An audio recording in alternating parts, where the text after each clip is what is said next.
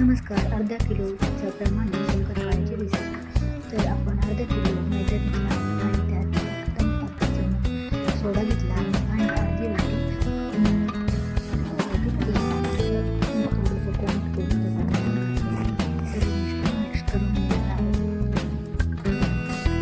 अशा पद्धतीने पूर्ण हातापासून गोळा झाला मिक्स करून मग त्यामध्ये आपण अर्धा किलोला 300 ग्रॅम साखर घेतली आहे आणि ते पूर्ण त्यानंतर अर्धी वाटी रवा घेतला आहे, बारीक रवा.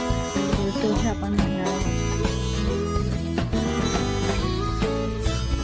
तुम्ही बघू शकता एकदम अर्धी वाटीला कमी रवा घेतला आहे, अर्धा किलो मैदा.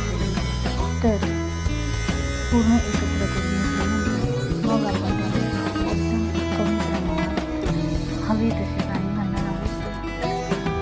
एकदम पाणी घातल्यानंतर मिश्रण पातळसर होऊन जातं.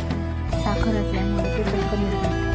तर आपण हे पूर्ण एकत्र झाल्यानंतर त्यामध्ये पाणी घालून आपण पीठ मळतो तसे घट्ट असा गोळा तयार करून घेणार आहोत. मी इथे थोडे थोडे करून पाणी घातले होते आणि बघू शकता असा करून घट्ट असा गोळा तयार करून जर पातळ असेल तर शंकरपाळी व्यवस्थित होत नाही, म्हणून व्यवस्थित मौसूद असं पीठ तयार करून घ्यायचं. त्यानंतर आपण त्याची लाटी तयार करणार आहोत. थोडेसे गोळा घेऊन चपातीसारखी लाटी तयार करून घ्यायची आहे आणि चौकोनी असे काप तयार करून घेणार आहे. मी सुरीच्या साहाय्याने त्याचे काप तयार केले आहे.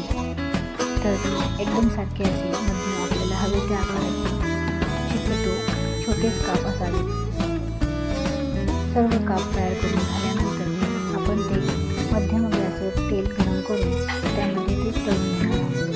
शंकरपाळ्यासाठी तेल हे सुरुवातीला खूप कडकही नसावे आणि खूप कमीही तापलेले नसावे.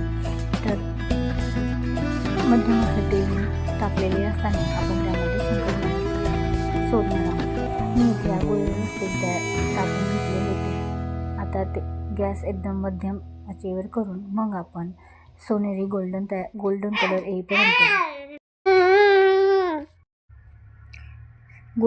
येईपर्यंत आपण शंकरपाळे मध्यम आचेवर व्यवस्थित तळून घेणार आहोत. आणि आपण बघू शकता आपले मस्त असे शंकरपाळे तयार आहेत.